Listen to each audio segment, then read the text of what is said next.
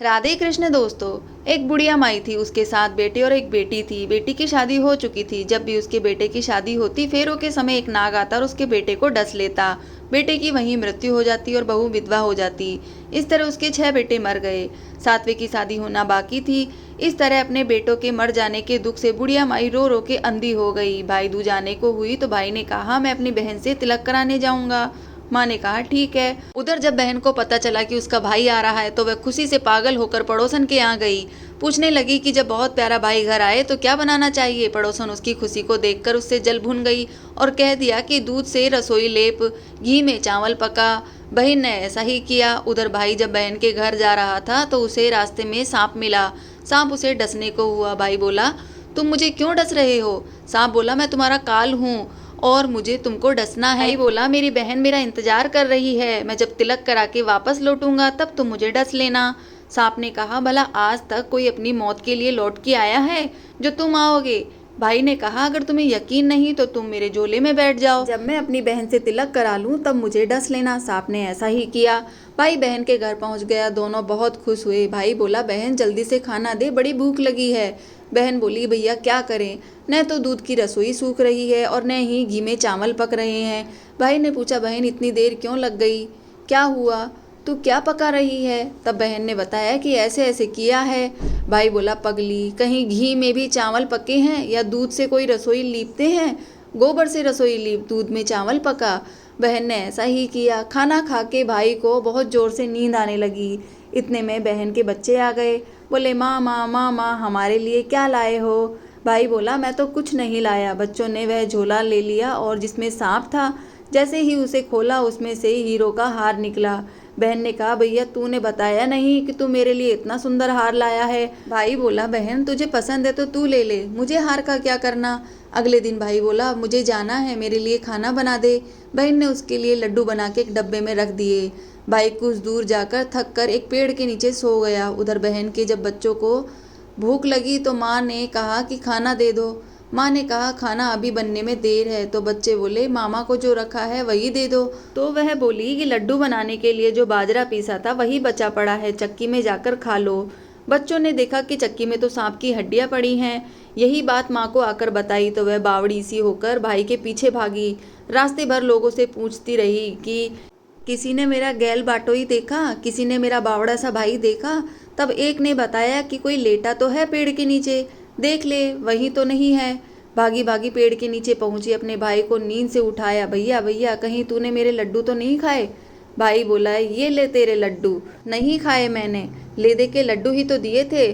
उसके पीछे पीछे भी आ गई। बहन बोली, नहीं भाई, तू झूठ बोल रहा है, जरूर तूने खाया है, अब तो मैं तेरे साथ ही चलूंगी। भाई बोला, तू नहीं मान रही तो चल फिर। चलते चलते बहन को प्यास लगती है। वह भाई को कहती है कि मुझे पानी पीना है।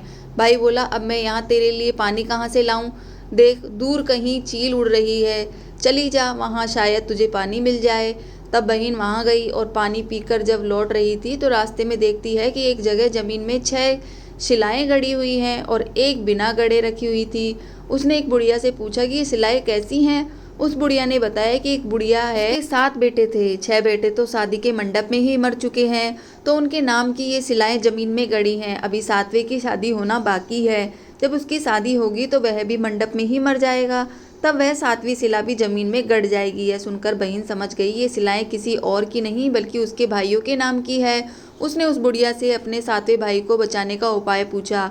बुढ़िया ने उसे बतलाया कि वह अपने 7वें भाई को कैसे बचा सकती है। सब जानकर वह वहाँ से अपने बाल खुले कर के पागल की तरह अपने भाई को गालियाँ देती हुई चली। भाई के पास आकर बोली, तू तो जलेगा, कुटेगा, मरेगा। भाई उसके ऐसे व्यवहार को देखकर चौंक गया। उसे कुछ समझ नहीं आया। इसी तरह दोनों भाई बहन माँ के घर पहुँच गए। थोड़े समय के बाद भाई की सगाई आने लगी। उसकी शादी तय हो गई। जब भाई को सेहरा पहनाने लगी तो वह बोली, इसको क्यों सेहरा बंधेगा, सेहरा तो मैं पहनूंगी, ये तो जलेगा मरेगा। सब लोगों ने परेशान होकर सेहरा बहन को दे दिया। बहन ने देखा उसमें कलंगी की जगह सांप का बच्चा था। बहन ने उसे निकाल के फेंक दिया।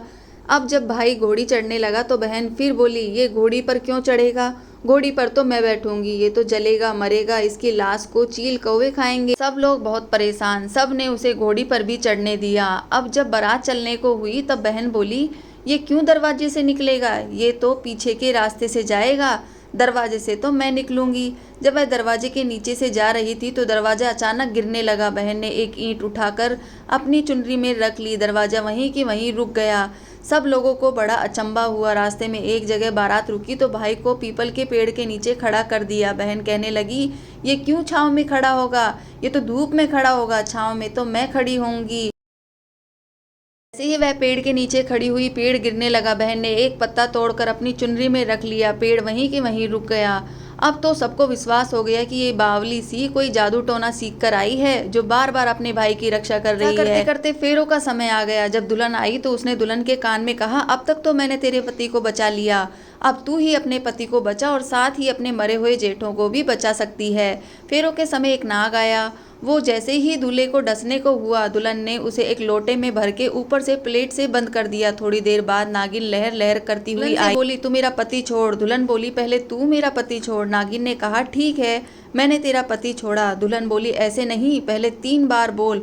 नागिन ने 3 बार बोला, फिर बोली कि अब मेरे पति को छोड़। दुल्हन बोली, एक मेरे पति से क्या होगा, हंसने बोलने के लिए जेठ भी तो होना चाहिए, एक जेठ भी छोड़। नागिन ने जेठ के भी प्राण दे दिए। फिर दुल्हन ने कहा, एक जेठ से लड़ाई हो गई तो एक और जेठ, वो विदेश चला गया तो तीसरा जेठ भी छोड़। इस तरह एक एक करके दुल्हन ने अपने 6 जेठ जीवित करा लिए। उधर रो रो के बुढ़िया का बुरा हाल था कि अब तो मेरा 7वां बेटा भी बाकी बेटों की तरह मर जाएगा। गांव वालों ने उसे बताया कि उसके 7 बेटे और बहुएं आ रही हैं। बुढ़िया बोली, अगर यह बात सच हुई तो मेरी आंखों की रोशनी वापस आ जाए और मेरे सीने से दूध की धार बहने लगे। ऐसा ही हुआ। अपने सारे बेटे बहुओं को देखकर वह बहुत खुश हुई। बोली, यह सब तो मेरी बावली बेटी की वजह से हुआ है। कहाँ है मेरी बेटी? सब बहन को ढूंढने लगे। देखा तो वह भूसे की कोठरी में सो रही थी। जब उसे पता चला कि उसका भाई सही सलामत है तो वह अपने घर को चली।